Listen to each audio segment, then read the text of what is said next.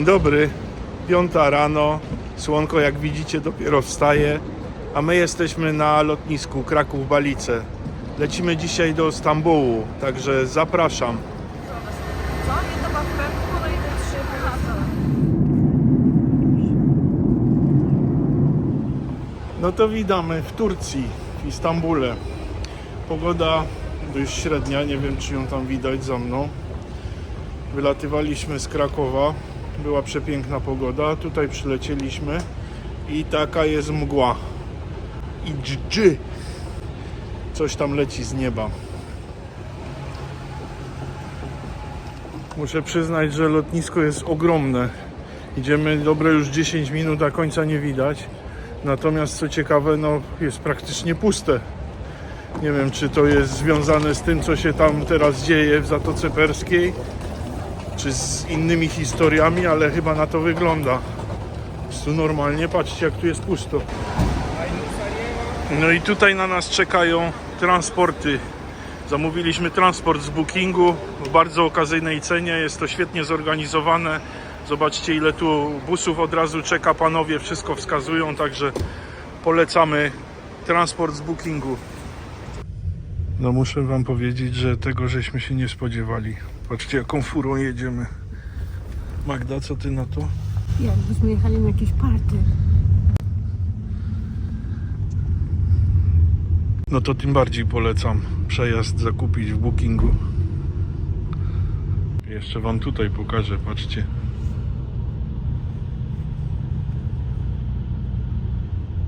Jak to mówią, podróż na bogato. Jedziemy Maybachem. A co?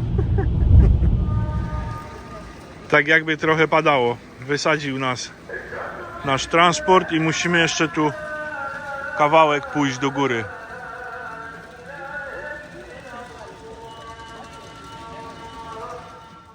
No to witamy w naszej kwaterze głównej, która nam będzie przez kilka najbliższych dni tutaj służyła. Takie jest to właśnie mieszkanie. Tutaj mamy łóżko. Jest klimatyzacja, nowiutka jak widać, aż się błyszczy. Tutaj mamy łazienkę. Zobaczmy czy jest prysznic, bo to jest najważniejsze. Prysznic jest, toaleta jest, no i tutaj mamy jeszcze pięterko. Także wejdźmy do góry, zobaczmy co tutaj, bo to też jest do naszej dyspozycji. A tutaj mamy kuchnię w pełni wyposażoną, jak widać. Jest telewizor, to jest chyba taki pokój gościnny. Kanapa, ogromna lodówka.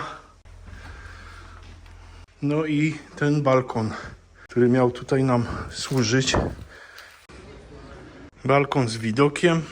Tutaj jest też zadaszenie nad tym balkonem. Nie jest w tej chwili, jak widzicie, ta markiza nie jest rozłożona. Ale taki mamy właśnie widok z tego balkonu.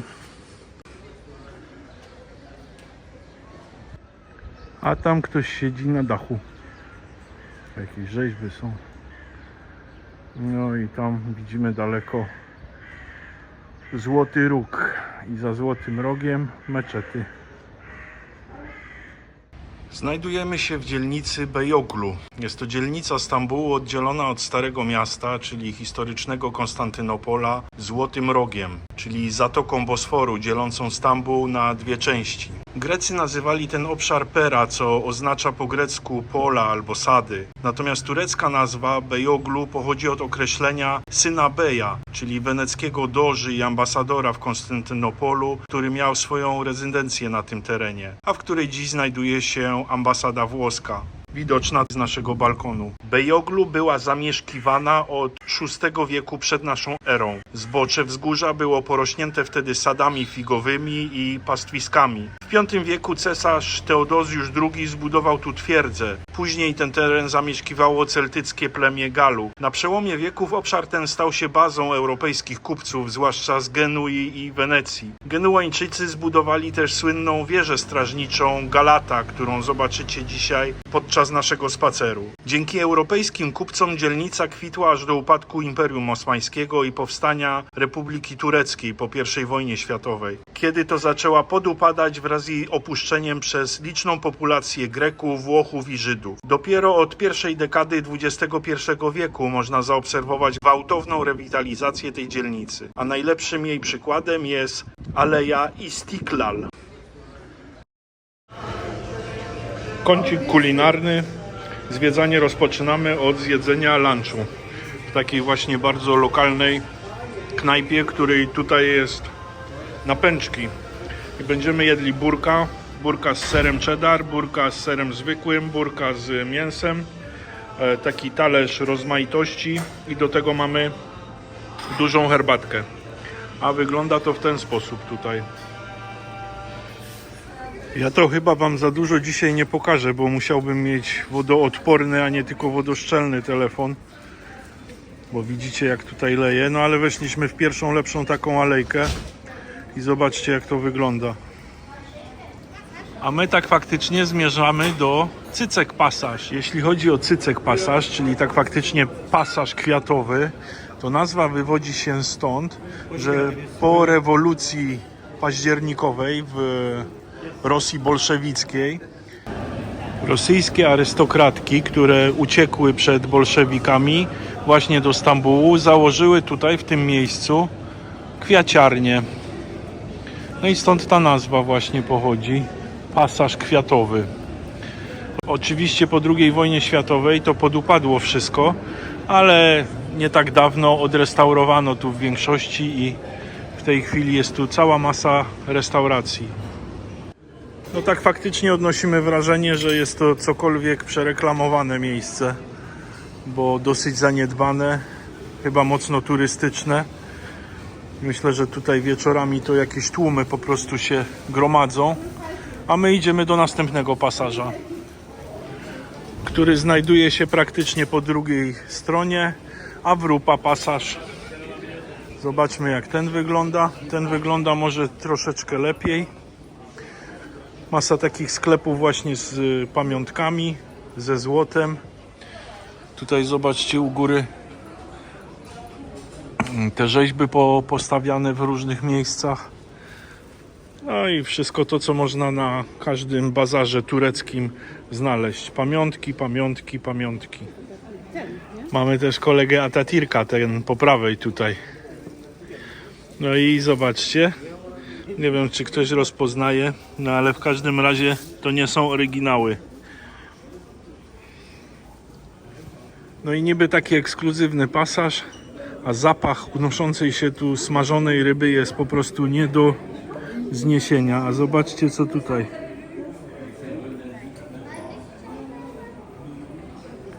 No właśnie takie odznaki można sobie zakupić.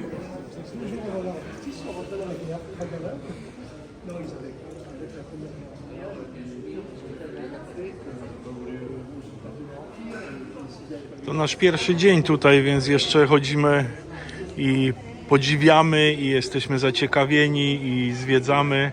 Natomiast jestem ciekawy, jak będzie to na nas działało po kilku dniach. No a tak właśnie wygląda plac Galatasaray. To, co tam widzicie, ta wielka brama, to jest wejście do uniwersytetu. Także znajdujemy się dokładnie w połowie tego deptaku.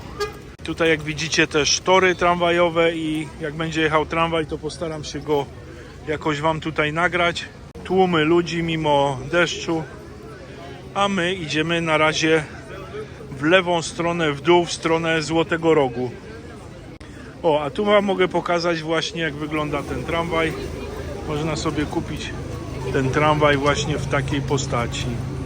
Na placu Galatasaray też stoi słynny monument 1923.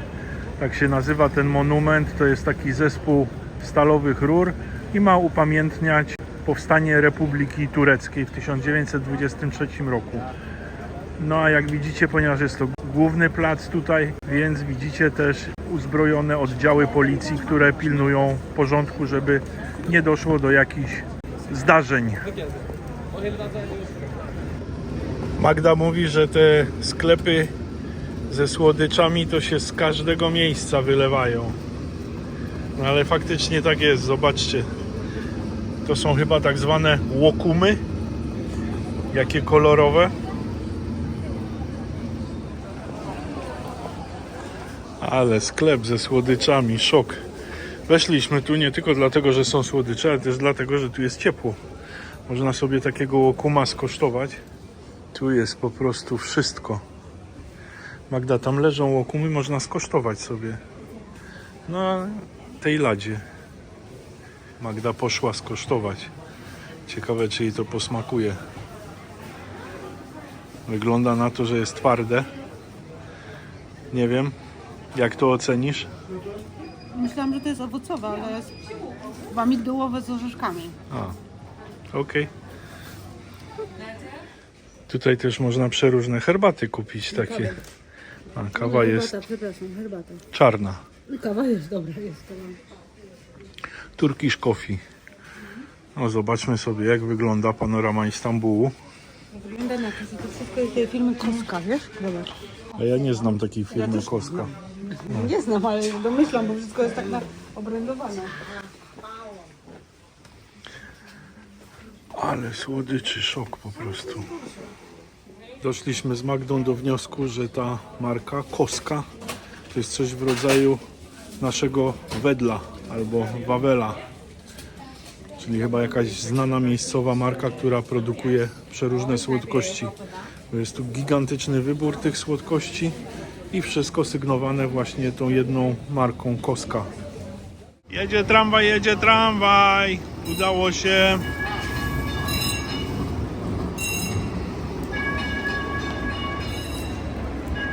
Pojechał.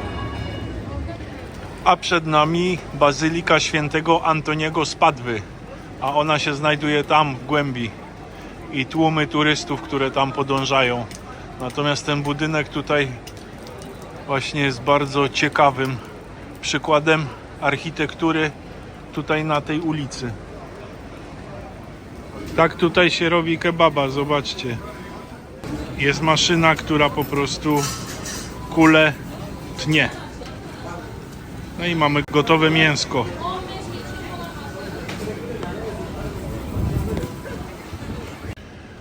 Zaszliśmy w tej chwili do Casa Boter. To taki zabytkowy budynek z 1900 roku, który został przepięknie odrestaurowany, jak widzicie. I znajdują się tutaj różne galerie sztuki wystawiane. Oczywiście te wystawy można sobie zwiedzać za darmo. Może to nie jest takie oczywiste, ale należy ten budynek do Urzędu Miasta Istanbul. W związku z tym został właśnie udostępniony bezpłatnie do zwiedzania. A w tej chwili odbywa się tu właśnie jakaś wystawa, gdzie koperty takie przeróżne zostały poprzerabiane w jakiś dość specyficzny sposób przez jedną z artystek tutejszych. No i tak to zobaczcie, jak wygląda. Wszystko co związane z pocztą, więc są też i wzory starych pieczęci. Oczywiście nie jest to wystawa stała, te wystawy tutaj się zmieniają. No akurat my dzisiaj odwiedzamy właśnie taką wystawę pocztową, tak ją nazwijmy. A tak wygląda z zewnątrz ten budynek, w którym byliśmy przed chwilą.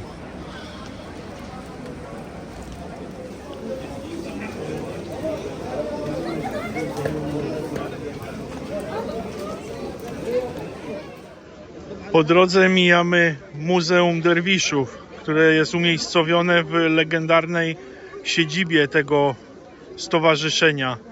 Tutaj derwisze uczyli się, chodzili do szkoły, zamieszkiwali, no a dzisiaj jest stworzone Muzeum właśnie Derwiszów. W okresie bizantyjskim cesarz Justynian kazał wznieść wieżę na terenie dzisiejszej Galaty. No i właśnie jest to wieża Galata, tutaj widzicie ją w tej chwili. Otoczona była murami i fosą, a w 1348 roku w trakcie rozbudowy kolonii w najwyższym punkcie wzniesiono wieżę w stylu romańskim, zwaną wieżą Świętego Krzyża. Przed wieżą, przylegającą do konstrukcji z obu stron, znajdował się barbakan. Wieża pierwotnie zbudowana w obrębie murów miasta genueńskiego jako strażnicza na przestrzeni wieków pełniła różne funkcje. W okresie panowania Turków osmańskich przetrzymywano w niej chrześcijan. Na samym szczycie zainstalowano wtedy ogromny bęben w kształcie półkolistego kotła do ogłaszania pożarów. Dziś wieża pełni funkcję przestrzeni wystawowej i muzeum. Wieża ma wysokość 60 metrów, a grubość ścian wynosi blisko 4 metry. 2 ceglane pasy na korpusie, znajdujące się na wysokości drugiego i trzeciego piętra, są uważane za ślady renowacji w 1510 roku. Natomiast 2 dodatkowe piętra powyżej, wyraźnie jaśniejsze, dodano w 1875 roku. A pod samą wieżą znajduje się restauracja bardzo słynnego pana, nie wiem czy go pamiętacie, który tak sypał tą solą. I oczywiście gigantyczna wycieczka chińska, która po prostu jak oszalała w tej chwili, fotografuje się tutaj i prawdopodobnie wchodzą na burgery do środka. No a oczywiście wokół wieży Galata znajduje się plac Galata. Kiedyś były tu stragany targowe, no a później powstały właśnie te zabudowania i masa restauracji. Tak faktycznie myśmy myśleli, że z powodu tej pogody dzisiejszej nikogo tutaj nie będzie. No a są tu naprawdę, jak widzicie, ogromne tłumy, ogromne. Wejście do Muzeum Wieży Galata kosztuje 30 euro dla obcokrajowców, a kolejka w tej chwili jest tak duża, że prawdopodobnie można tu stać godzinę lub nawet półtorej w tej kolejce. Także my prawdopodobnie z racji pogody odpuszczamy sobie i idziemy dalej w stronę Złotego Rogu. Siedzimy sobie właśnie w kawiarence pod wieżą Galata. Taka tu jest malusia, śliczna kawiarenka z zegarem. Taka drewniana. Ma tu jeszcze pięterko, ale może przy wyjściu go pokażemy. Ale co jemy, to jest ciekawe. Kto zgadnie? Sernik baskijski w Istambule i 2 herbatki. Czy smaczne? Bardzo smaczne. Smakuje dokładnie jak w kraju Basków. Także sernik jest jak najbardziej trafiony. Może nie w tym miejscu, ale tak jak ma być. Tu jest właśnie to pięterko, o którym mówiłam. O, taka antresola śliczna. Kawiarnia jest 3x3, malusia. A tu siedzi Bartuś w najlepszym stoliku. Okej. Z widokiem na ulicę. Chwilowo zastępujemy właścicieli, bo palą przed kawiarnią. Bartek podjął się pilnowania. A tak z zewnątrz wygląda ta kawiarnia, w której byliśmy przed chwilą. I jak widzicie, była tu kręcona jedna z oper mydlanych tureckich. A to są bardzo znani tureccy aktorzy. Ja ich oczywiście nie znam. Na razie oddalamy się od wieży Galata, którą tam widzicie. Po prawej stronie wystaje jej dach. Tutaj jakiś minaret i taki niewielki meczet. A tutaj zobaczcie, jak klimatycznie. Tu jest kolejny meczet. Pomarańczowe drzewo. O, faktycznie, i pomarańcze na drzewie. Nie wiem, czy dobrze widać te pomarańcze, ale wisi flaga turecka i są pomarańcze. A tutaj zobaczcie, jakaś taka rzeźba z płaczącym okiem. Doszliśmy do słynnych schodów Komondo. Jak zejdziemy na dół, to wam opowiem, czemu są takie słynne, ale jest tu naprawdę ekstremalnie stromo. Żeby tutaj dojść, musieliśmy pokonać tą ulicę. Może tego na filmie tak nie widać, ale naprawdę stromizna z 45 stopni jak nic. Nareszcie przestało padać, także schodzimy tymi schodami na dół i zaraz wam opowiem o tych schodach. Zeszliśmy na dół tymi schodami, one są dość ciekawe. No i wyobraźcie sobie, że tą skrajną stromizną, którą żeśmy wcześniej schodzili, trzeba było przejść jeszcze większą stromizną tutaj na dół. I tą stromiznę musiały pokonywać dzieci pana Komondo. A ponieważ pan Komondo był bardzo bogatym bankierem tureckim, w związku z tym kazał wybudować w tym miejscu schody, żeby dzieci miały łatwiej w schodzeniu do szkoły. Tutaj ten dziwny, zakrzywiony kształt schodów nie jest przypadkowy. Chodziło o to po prostu, żeby nie spaść z samej góry. Dalej spacerujemy. Tutaj doszliśmy do parku Shishain. To, co tam widzicie, to jest most Galata i Złoty Róg. Widać też meczety po drugiej stronie. I zobaczcie tutaj sobie, jak to wygląda. Nie wiem, czy tam widać dokładnie na wprost flagę turecką. O, tutaj. I wyobraźcie sobie, że ta flaga jest wielkości po prostu kilku budynków. Ona jest tak daleko, i tak dobrze ją widać, ale zobaczcie, jak ona daleko stoi. Staram się jeszcze bardziej zbliżyć. Przypomina mi to trochę Koreę Północną. Tam też takie flagi wieszają na granicy. No to jest jakiś gigant po prostu. Druga strona jest trochę zamglona, no ale widok z tego miejsca, Park Shishine, jeszcze raz powtarzam, jest naprawdę zachwycający. A tak w całości właśnie wygląda Shishine Park.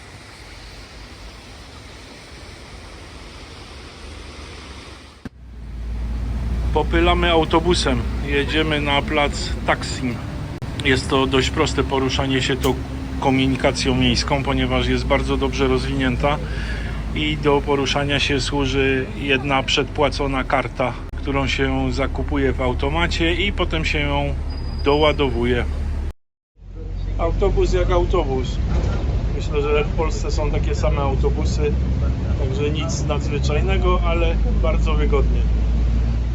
A tak wygląda słynny Taksim Tunnel. Właśnie żeśmy wysiedli tutaj, ściany w ten sposób zdobione. No trochę tu brudno i zapach wyczuwalny, nieciekawy. Ale już wyjeżdżamy do góry na plac Taksim. No i tym sposobem znaleźliśmy się na słynnym placu Taksim, a ja wam chciałem pokazać, ile tutaj jest bankomatów, jaka konkurencja. Po prostu bankomaty wszystkich chyba banków, jakie w ogóle w Turcji urzędują. A niektóre banki mają po 3 bankomaty, także nie ma problemu z wybraniem gotówki. Tutaj się wychodzi z tego tunelu. No i tak wygląda cały plac Taksim. To, co widzimy na wprost, to jest meczet, który został wybudowany tak faktycznie niedawno temu. Co prawda plany jego powstania już były sporządzane zaraz po II wojnie światowej. Niemniej z powodu tego, że Turcja uchodziła za kraj świecki, jakoś w kółko blokowano budowę tego meczetu. Dopiero za obecnego prezydenta Erdogana właśnie ten meczet wybudowano tutaj. Po drugiej stronie widzimy Centrum Kultury imienia oczywiście Atatürka. Tutaj odbywają się różne koncerty, spotkania, przedstawienia. Jest to zupełnie nowa budowla, która powstała nie tak dawno temu. Na samym środku placu znajduje się pomnik Republiki, który został odsłonięty w 1928 roku. Pamiętna 5. rocznicę Republiki Turcji. Pomnik ery republikańskiej to rzeźba, która po raz pierwszy przedstawił Atatürka. Jedna strona pomnika przedstawia turecką wojnę o niepodległość, a druga strona Republikę Turcji. Północny front pomnika przedstawia Atatürka przed jego żołnierzami, a po drugiej stronie wyobraźcie sobie, że jest w cywilnym ubraniu obok żołnierzy i ukazując w ten sposób powstanie młodej Turcji. Posągi radzieckich generałów za Atatürkiem po tej stronie symbolizują walkę o niepodległość. Projekt nawiązywał do nazwy Taksim, związanej z dystrybucją wody, więc pomnik zaplanowano w formie fontanny. Woda spływająca do koryt po obu stronach pomnika miała gromadzić się w basenie wokół pomnika. Z uwagi na brak funduszy niestety nigdy tego basenu nie postawiono. Przed meczetem znajduje się Taksim Maksemi. Rzymianie używali tej nazwy na punkt dystrybucji wody, czyli po prostu była to cysterna. Powstała w czasach osmańskich i chroniła dystrybucję wody w tym rejonie. Stąd też widać tu ten wodospad, który ma nawiązywać właśnie do funkcji tego zbiornika. A ten ośmiokątny budynek, który widzicie przed nami, powstał po prostu do ochrony i dystrybucji wody, która była redystrybuowana właśnie z tego głównego zbiornika tutaj na pozostałe dzielnice. W tym miejscu znajdowało się coś w postaci przepompowni. W każdym razie budynek stanowił ochronę dla tej przepompowni.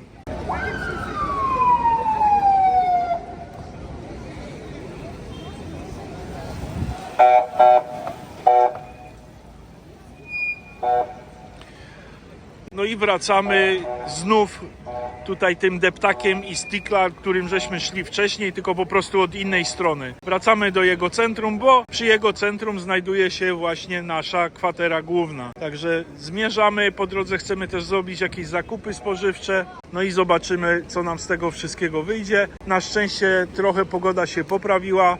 Zobaczcie, co tutaj się dzieje, ile tutaj jest ochrony, ile tutaj jest policji, wojska, a to prawdopodobnie chodzi o zabezpieczenie tutaj tego terenu przed różnymi niepotrzebnymi wydarzeniami. Jedna z restauracji, która znajduje się tutaj przy placu Taksim. Wszystko na wystawie pokazane, co byście tutaj chcieli. Panowie są pod krawatem, panowie kelnerzy.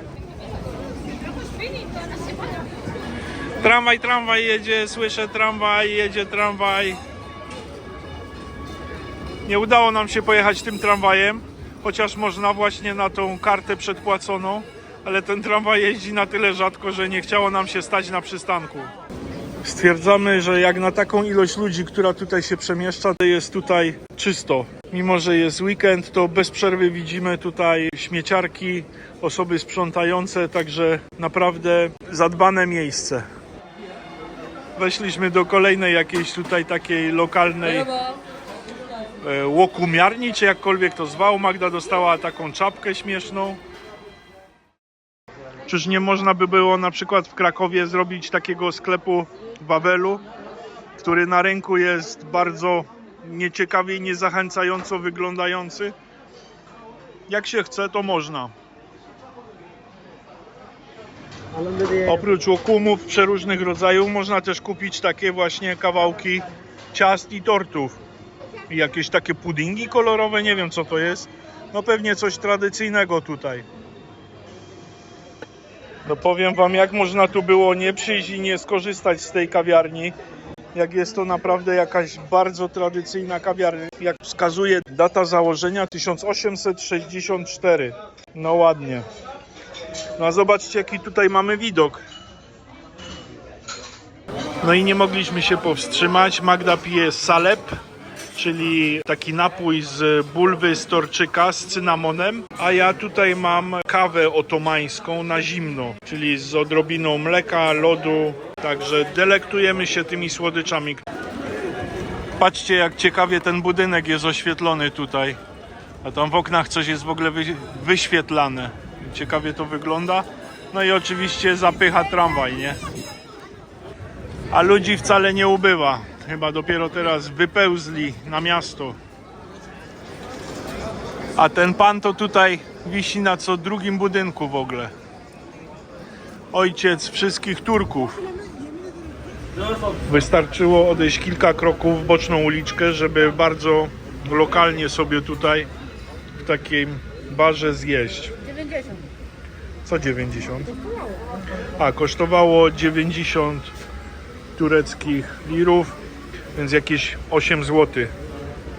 Do tego mamy fryteczki, Coca-Colę. No i tutaj można sobie w gratisie papryczką się poczęstować. Jest ketchup, jest majonez. No i całe szaleństwo panowie tutaj wyprawiają.